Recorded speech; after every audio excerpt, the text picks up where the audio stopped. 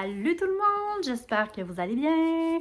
J'ouvre un nouveau vlog, on est jeudi le 27 octobre, très bientôt l'Halloween. Et comme vous avez pu le constater, je n'ai toujours pas acheté le costume à mon garçon. Oui, je suis une maman de dernière minute. En fait, il y a un peu de la faute à mon garçon aussi parce que il n'y arrivait pas du tout à se décider quel costume il allait choisir. Il hésitait entre deux super-héros et anti-héros puis super-héros parce qu'il voulait se déguiser soit en Hulk ou en Venom. Donc, voilà, j'ai pas trouvé Hulk, mais là, le Venom, premièrement, il est trop grand et deuxièmement, il est cher. Puis il est pas très beau non plus. Alors là, je suis comme prise un petit peu à la dernière minute. Je sais pas du tout ce que je vais faire. Bref. Oui, j'avais envie de vous parler d'une petite lecture que je dois remettre à la bibliothèque et qui serait grand temps que je vous présente. En fait, que je pense que je vous avais déjà présenté le tome 1. Mais j'ai terminé le tome 2 et il s'agit de Ookie. Le tome 2, je viens encore de m'assommer avec le livre. Mon Dieu, que cet univers-là est magnifique. Le tome 1 est très jeunesse. On suit, comme je vous expliquais, les deux jumeaux qui s'en vont à l'école des sorciers, mais qui manquent le bus, donc ils doivent se trouver un mentor pour les accompagner. Mais ces deux jumeaux-là sont issus d'une famille qui ont vécu beaucoup d'injustices par rapport à la chasse aux sorcières et leur maman s'est faite à moitié brûler le visage par un roi qui, à l'époque, avait permis la chasse aux sorcières et les bûchers et tout. Et un autre roi avait interdit ça, donc elle a survécu de justesse, mais son esprit s'est assombri de plus en plus et sa mère a vraiment tombé du côté des ténèbres. Et le père a comme suivi un peu sa femme. Alors, ces enfants-là viennent d'une famille assez sombre, avec un passé assez lourd. Et là, ils vont devoir vivre à travers leur famille qui vit beaucoup du côté sombre et leurs amis qui sont un peu du côté de la lumière. Et là, ils vont devoir toujours travailler avec ce côté-là, de vivre entre le bien et le mal, qu'est-ce qui est bien, qu'est-ce qui est mal. Donc, le tome 1, c'était à peu près ça. Le tome 2, je veux pas trop vous en dire, mais on suit un peu les deux jumeaux ici qui doivent faire face à leur famille et prendre la décision, est-ce que je vais dans le sens de ma famille ou je vais dans le sens de mes amis, qui sont beaucoup plus à l'aise avec leurs valeurs maintenant que ce que leur famille leur propose. C'est très beau. Et là, ce qui est magnifique, c'est quand j'ai terminé cette brique-là, je me suis dirigée sur Webtoon, donc l'application ici des bandes dessinées manga qui sont proposées gratuitement. J'ai pas pu m'empêcher d'aller voir la suite, dans le fond, qui serait le tome 3. On les voit 15 ou 10 ans plus tard, donc c'est rendu des adultes ou jeunes adultes. Et ouais, ils ont comme 23 ans, donc c'est des adultes. Et là, ça commence vraiment à être un peu plus sombre, ténébreux, beaucoup plus mûri comme texte aussi. Donc, je répète, c'est un texte en anglais. Très facile à lire. La prise en main se fait très bien. Mais l'histoire du tome 3, elle est beaucoup plus évolutive et beaucoup plus travaillée que les autres tomes précédents qui sont un peu plus jeunesse. Là, on embarque peut-être plus dans de l'ado-adulte dans le tome 3. Alors, j'ai vraiment beaucoup aimé cette lecture-là qui est très Halloween, très ambiance Halloweenesque, comme nos amis européennes aiment le dire. J'ai beaucoup aimé ça. Et maintenant, je suis dans ma lecture de Vampiria et je me régale, les amis, si vous savez. Je fais en lecture commune avec Cynthia, Jess de Jess la bouquineuse et Christelle. Donc, on est 4 à lire le livre. Je suis rendue là, mais je vous dis, je me freine parce que je le dévorais tout rond. On est à l'ère où le roi XIV n'est pas mort. En fait, il est mort, mais il est devenu un vampire. Il a pris possession de la planète, comme on pourrait dire, parce que c'est le roi suprême qui gouverne un peu tous les pays, finalement. Tout le monde lui doit une redevance, voyez, la Magna Vampiria. Donc, c'est l'ère de Louis XIV qui s'est transformé en roi ténébreux. Et tous les pays de la Terre lui doivent une redevance par rapport au sang et par rapport à l'argent. Et j'essaye de ne pas trop vous en dire, d'accord? Parce que je pense que ceux qui n'ont pas lu Vampiria le tome 1 doivent entrer indemnes dans sa lecture, doivent pas trop en avoir entendu parler pour se plonger carrément dans l'histoire sans aucun divulgateur. Parce que c'est toute une lecture. Ce que je peux vous dire du tome 3, c'est que j'étais pas certaine au début où Victor Dixon allait nous amener avec les pirates, parce que vous voyez ici, c'est les corsaires, c'est les pirates. Je me disais, là, on est à Versailles dans le 1 et le 2. Qu'est-ce qui va se passer avec les pirates? Eh bien, je vous dis que c'est tellement bien ficelé. Il sait tellement manipuler les mots pour que les mots résonnent plus que d'habitude. Les termes utilisés dans ses écrits sont tellement plus forts que de simples mots. Je ne sais pas comment le décrire, mais il y a des expressions qu'ils utilisent, puis que cette expression-là veut tellement dire dans cet univers-là. Une chose est certaine, Victor Dixon sait manier la plume. C'est tout ce que je peux vous dire. Si vous n'avez pas commencé la saga Vampiria, je vous le dis, vous manquez quelque chose. Vous manquez quelque chose. Les personnages sont hyper bien travaillés. L'intrigue est imbriquée d'une façon magistrale. Je vous le dis, j'emploie des grands mots pour vous dire que c'est une très bonne lecture. Et là, je reviens. Il y a un colis qui vient d'arriver. C'était pas pour moi. C'est dommage. J'aurais pu faire un petit unboxing en live, mais c'était pour copain. Alors, on reprend. Je parlais de Vampiria. Donc, j'emploie beaucoup de grands mots, là, mais ce que je veux dire, c'est que ceux et celles qui aiment des histoires de vampires, mais pas histoires de romance, parce qu'on n'est vraiment pas là. Les livres de vampires, on a l'habitude de vivre une romance entre un vampire et un humain ou vice-versa. Moi, je vous dirais, c'est plus à la Blade, mettons, mais pas Blade, je sais pas comment l'expliquer.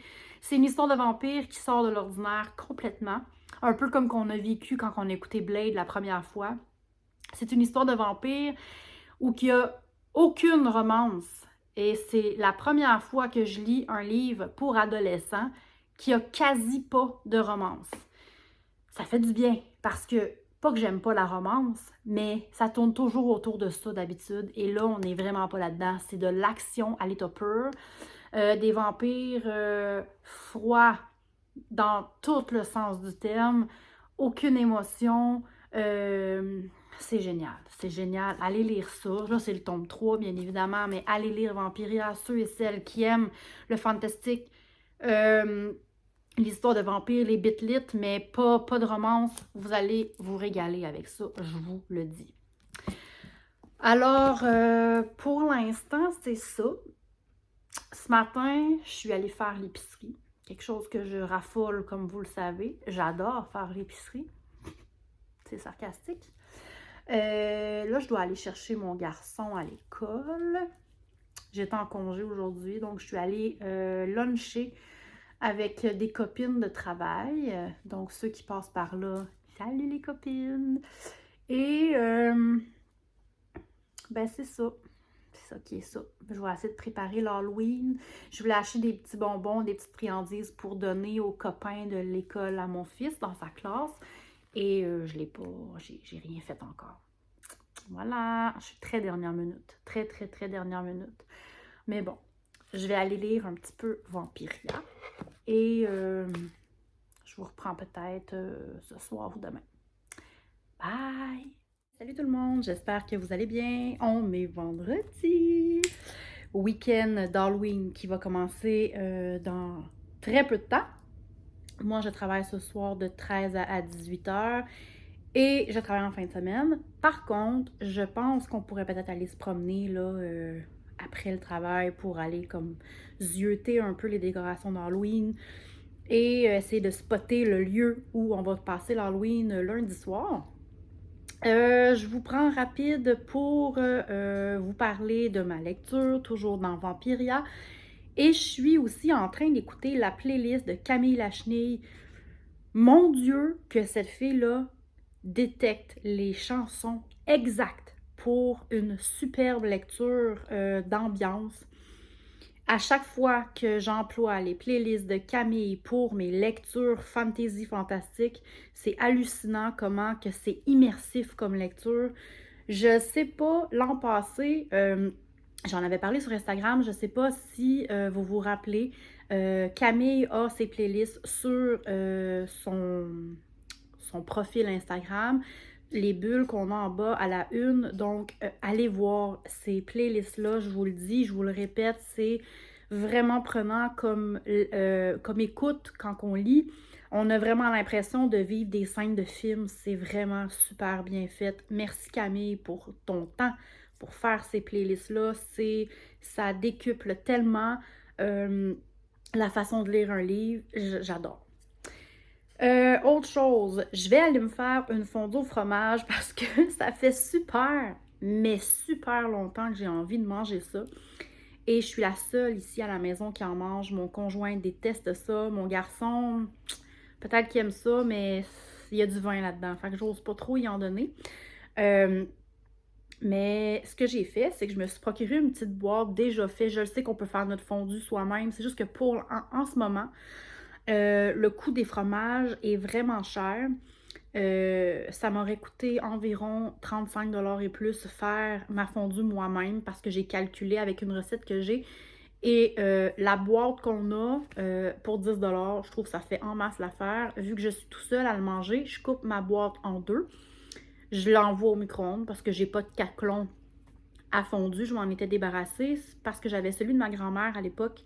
Et à l'intérieur du caclon, la porcelaine, en tout cas la porcelaine ou la céramique, elle était toute en train de craqueler. Ça datait des années 30-40. Donc, je m'en suis débarrassée. Et j'ai mis ça dans un bol au micro-ondes directement. Ça fait la job. Là, je vais aller déguster ça parce que j'adore la fondue au fromage et je sais pas trop qui aime ça pour que je puisse aller en manger avec cette personne-là. Alors voilà, toujours dans l'Empiria, je m'en vais travailler, c'est l'Halloween bientôt. J'ai fait le résumé de ma journée. Alors, ben, je vais aller manger ma fondue et je vais aller préparer le souper avant d'aller travailler et on se revoit plus tard. Bye!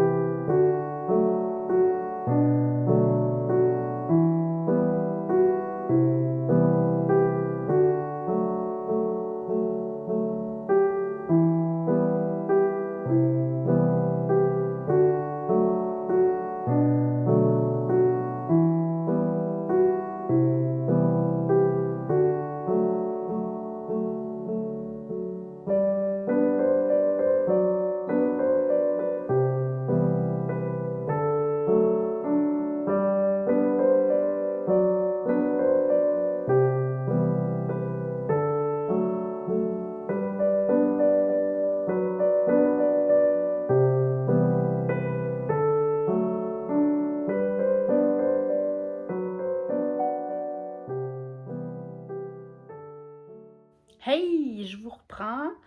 Je viens d'aller manger ma fondue, comme vous avez pu voir. Excellent, excellent, ça fait du bien. Donc là, je suis assise par terre parce que j'ai vraiment mal au dos, au bas du dos. Et le divan, il est trop mou. Alors, je suis assise par terre, chillax. Et juste pour vous montrer avant de partir travailler, je voulais vous montrer la playlist de Camille. Je vais essayer de vous mettre ça en barre d'informations, le lien pour retrouver sa playlist sur Spotify. Donc, je vous montre ça. Donc, voilà la playlist de Vampiria. Vous voyez, c'est écrit by Camille Lachenille-Simard. Et je peux vous montrer ce qu'elle propose. Bon, là, vous voyez en direct mon Spotify. Elle a créé Fable aussi pour ceux et celles qui veulent aller voir aussi, qui veulent lire Fable. Vous pouvez aussi aller voir Camille Lachenille. Il y a plein d'univers qu'elle a créé aussi pour d'autres livres. J'essaie de vous le trouver, là. Attendez un petit peu.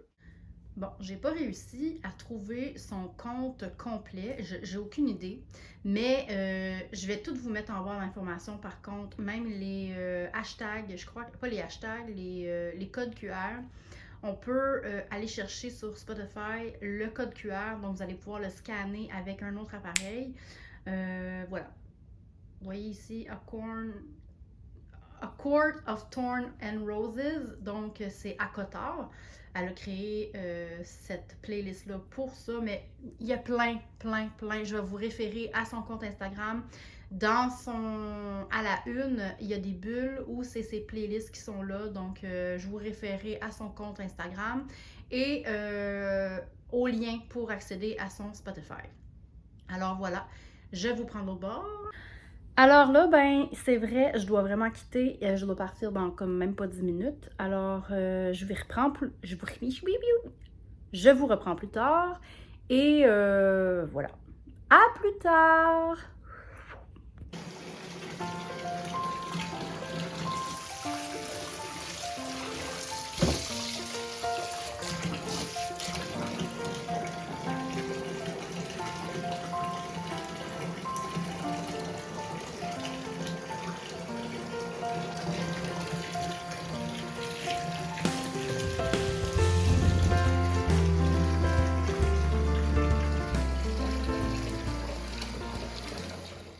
On a écouté le vlog d'Elodie ce matin et Fiston, présent, avait envie de rejouer à King Domino. Voilà, fait qu'on se fait cette petite partie-là en hommage à Hello. Ceux et celles qui connaissent pas ce petit jeu-là, c'est comme Domino, mais nos dominos ont des endroits de royaume, donc des marais, des forêts, des champs, des prairies, et on doit aller connecter le royaume avec des tuiles comme ça pour faire des points. Fait que mon garçon, il aime bien ça. Puis c'est Elodie qui nous avait fait découvrir ça. Yay! Fait qu'on va aller faire une petite partie. Qu'est-ce que t'en penses? It's so cute. It's so cute. Ça n'a pas rapport. Bon, c'est parti. Ça ressemble à ça. On les connecte toutes selon les zones du royaume. Puis les couronnes donnent des points de plus qui va pouvoir nous permettre de multiplier nos carreaux. Exemple, ça ici, la forêt, j'en ai 5. Donc, je fais 5 fois 2 pour 2 couronnes. Alors, ça me donnerait 10 points juste pour ma forêt. Puis Fiston, lui, il est rendu là. Il aime pas ça se faire filmer, mais t'es pas filmé. D'accord? Voilà! Voilà, donc, je vais aller calculer les points. Mon royaume ressemble à ça. Et celui de Jack ressemble à ça.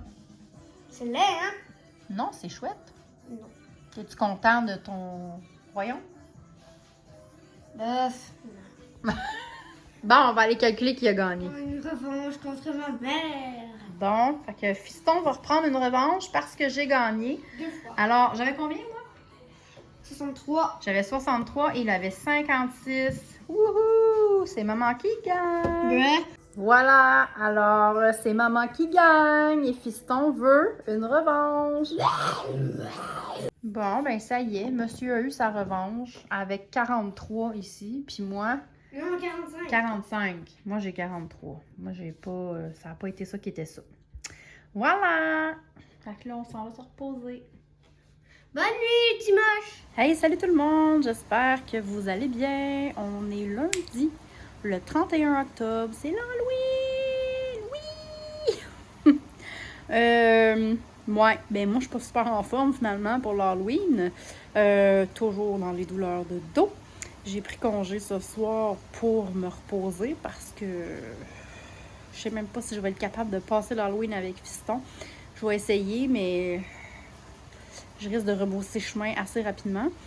Mais je suis en train de préparer une petite surprise à Fiston parce qu'à chaque année, à chaque Halloween, je prépare des boulettes Frankenstein. Je ne sais pas si vous connaissez. C'est des boulettes fromagées. Dans le fond, on a la boulette de viande accompagnée d'une sauce fromagée avec beaucoup d'épices. Puis, ça vient de Ricardo, si je ne me trompe pas. Je vais vous montrer là, de quoi ça a l'air. Mais c'est toujours winner chez nous à l'Halloween. Je pense que ça fait comme 4-5 fois que je le fais. Puis, ben, c'est un classique ici. À chaque année, je fais ça. Fait que voilà, je suis en train de préparer ça, tranquillou, bilou. Je suis assise à terre, comme vous voyez. Je me peux plus. Mon divan m'énerve, mes chaises m'énervent, tout m'énerve. Je préfère le sol ces temps-ci. Alors, voilà, toujours dans ma lecture de Vampiria. Je déguste tellement, je me régale de cet univers-là. Encore une fois, Victor Dixon met les mots justes sur l'univers, choisit les mots. Moi, je le vois vraiment comme un rang de perles qu'il est capable de mettre des mots pour construire un collier de mots incroyable, d'une finesse pour cet univers-là qui est un peu macabre. C'est sûr, c'est vampirique, mais les mots qu'il utilise propulsent le lecteur dans cet univers-là parce que il arrive à faire des métaphores tellement puissantes pour l'univers. J'adore. Alors, c'est ça. Je n'ai pas grand-chose d'autre à vous dire à part que j'ai mal, mais ça m'a amené, c'est redondant de dire ça. Fait que je vais aller vous montrer mes boulettes à la place. D'accord? Fait que je vous amène avec moi dans la cuisine. Donc, les petites boulettes sont en train de dorer dans la poêle. Et je vais vous montrer. Ça, c'est la deuxième batch. Oui, c'est sale. Okay? C'est très sale. C'est la deuxième batch qui s'en va se faire cuire. Et la recette, c'est ça ici. J'avais pris ça dans le magazine de Ricardo. Et si ça vous intéresse, vous voyez ici, là, Ricardo Cuisine. Si ça vous intéresse, je peux essayer peut-être de retrouver le lien pour avoir cette superbe recette-là de boulettes de viande épicée et sauce au fromage qui se dit Frankenboulette. Moi, je les appelle les boulettes de Frankenstein. Alors voilà, si il ne se retrouve pas sur son site internet, je vais essayer de vous la taper en document Google Transfer pour que je puisse vous l'envoyer sous la barre d'information. Alors c'est ça aujourd'hui qu'on fait. Ça c'est ma préparation d'épices. Voilà, c'est ça les Frankenboulettes. Donc voilà ce que ça donne avec la première sauce. C'est comme les boulettes cuites dans un genre de petit bouillon de bœuf. La sauce fromage, je vais la faire seulement à la fin, donc ce soir avant de partir passer l'Halloween. Parce que on sait que la sauce fromagée a une consistance vraiment collante après. Puis quand on la fait d'avance, ben c'est pas aussi bon que servi directement. Alors ça là, je vais la faire seulement ce soir. Puis les boulettes, ben ça ressemble à ça. Que moi j'ai nettoyé mon comptoir un petit peu, faire ma vaisselle et je sais pas si je vais avoir le temps de vous reprendre ce soir avec la sauce finale et tout là, mais je vais vous glisser la recette ce soir. C'est l'Halloween, alors j'aurai peut-être pas le temps, mais donc ça. Voilà, vous avez vu la petite recette vite. Je sais que c'est pas terminé, mais bon, avec l'Halloween ce soir, je sais pas si je vais avoir le temps de vous montrer l'assiette complète et tout. Bref, vous allez avoir quand même la recette si ça vous intéresse en barre d'informations. Sinon, ben, je vous souhaite un joyeux Halloween à tout le monde. Faites attention, soyez prudents. Je sais que vous allez voir cette vidéo-là la semaine prochaine, puis l'Halloween va être passé. Mais c'est toujours de vigueur, même si c'est pas l'Halloween, hein? On fait attention dans les rues. Sur ce, moi, je vais aller me reposer le dos parce que, mine de rien, ça m'a pris 1 heure faire la recette, puis là, ben, je me peux plus. Ça fait mal être debout trop longtemps. Alors, je pense que je vais aller écouter mes YouTubers préférés pour me reposer, prendre un bon petit thé. Et ben, on se revoit bientôt. Bye bye! À la prochaine! À demain! En tout cas, à plus tard! Hey, salut tout le monde! Bon matin! On est mercredi, le 2 ou le 3 novembre? C'est un running gag ici sur cette chaîne. Je me rappelle jamais quelle date qu'on est. Mais bref, c'est pas important. Je vous ai pas repris de la fin de semaine, je crois. Donc, fin de semaine de l'Halloween. J'ai travaillé. J'ai été un peu handicapée ces derniers temps. J'ai des petits soucis de dos. J'ai très mal dans le nerf sciatique, dans les sacro-iliaques. Ça fait vraiment mal. Donc voilà, j'ai été un petit peu silencieuse. On a fêté l'Halloween, mais très sobrement. On a fait seulement notre rue parce que, bon, j'avais un gros souci de dos, là, je marchais vraiment tout croche.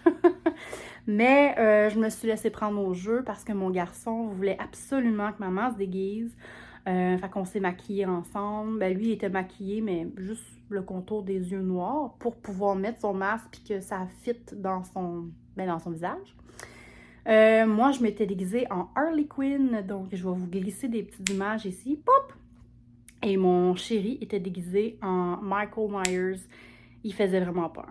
Ça fait très longtemps qu'il se déguise comme ça. Ça fait au moins 13 ans que moi, j'endure ce costume-là. Mais au fil des années, bon, ça l'a un peu amélioré. Il a amélioré son costume parce que le masque a changé. Mais c'est toujours le même costume et à chaque fois, il fait peur. Il joue vraiment bien le jeu parce qu'il ne parle pas. Il reste stoïque à la même place, puis il fait vraiment peur. C'est très drôle.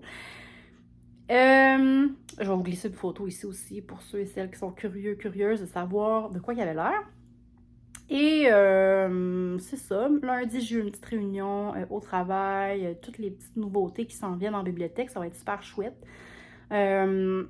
Quoi d'autre? Je suis toujours dans ma lecture de Vampiria. J'approche, là, je suis rendue, j'ai dépassé la moitié. Je le déguste parce que je le sais très bien que ça va prendre au moins 1 an avant que je lis la suite, donc le tome 4. Et j'ai l'impression que je suis un peu dans le déni. Je veux pas que ça se termine, alors j'étire. J'essaie de me changer les idées et faire autre chose. Parce que je vous dirais que en ce moment, je suis sur une autre lecture commune de la 9e maison et j'ai tellement de difficultés à lâcher Vampiria et à lire autre chose parce que je veux vraiment m'immerger complètement dans cet univers-là, puis on dirait que je veux rien savoir des autres univers. Fait que honte à moi parce que j'ai créé un club de lecture et c'est moi qui ai créé la lecture du mois de novembre, qui est la 9e maison, et je ne l'ai même pas commencé encore. Honte à moi, mais je vous le dis, Vampiria, j'ai beaucoup de difficultés à lâcher le livre et j'ai beaucoup de difficultés à le consommer rapidement. Fait que c'est un peu contradictoire mon affaire, mais je fais autre chose en attendant. Là, je suis rendue accro à un jeu que j'ai téléchargé sur mon application. Ça s'appelle Merge Mansion. Et c'est une application que j'ai téléchargée sur mon cellulaire, puis c'est ça, c'est un jeu. Et je suis complètement accro. Genre, je termine de travailler, puis tout de suite, en arrivant à la maison, je sais que mes objets sont prêts à être ouverts, donc je me rue là-dessus. Ça faisait longtemps qu'un jeu m'avait pas fait ça. Mais il faut que je fasse attention parce que je suis vraiment une accro au jeu et ça faisait très longtemps, genre une dizaine d'années que j'avais arrêté de jouer parce que justement, je pouvais être vraiment immergée là-dedans puis laisser tout le reste pâtir. Donc, le ménage, la nourriture, les recettes, les repas, les tâches, ça prenait le bord parce que j'avais trop envie de jouer. Alors, voilà, je vais vous laisser là parce que je suis encore à bout de bras. Je n'ai toujours pas trouvé une façon de faire du vlogage. J'en ai un petit porte-pied, là, mais je suis toujours à bout de bras pareil. Alors, voilà. Je vous laisse. Je vais clôturer le vlog là parce que j'ai vu, j'ai commencé à faire le montage. J'ai vu qu'il y avait au moins une 30aine de minutes déjà, donc je veux pas non plus que ça dure trop longtemps. Alors, ben sur ce, j'espère que vous avez passé une superbe Halloween, que vous avez récolté plein de beaux petits bonbons, vous avez eu du plaisir à passer en famille. Et, ben écoutez, on peut commencer tranquillement à installer nos décorations de Noël. Hein? Pourquoi pas? Fait que c'est ça. Moi, je vais aller faire des petites commissions parce que je prépare un mini calendrier de l'Avent pour mon garçon. Pas des grosses affaires, mais un tout petit. Et ben c'est ça. Je vais peut-être vous emmener avec moi pour faire quelques petites planches là pour aller au Dolorama parce que c'est probablement là que je vais aller. Bye! Coucou! Tu fais des doudous? Je vous prenais juste pour vous montrer. Regardez bien ça. C'est ce jeu-là, je parle. Voilà.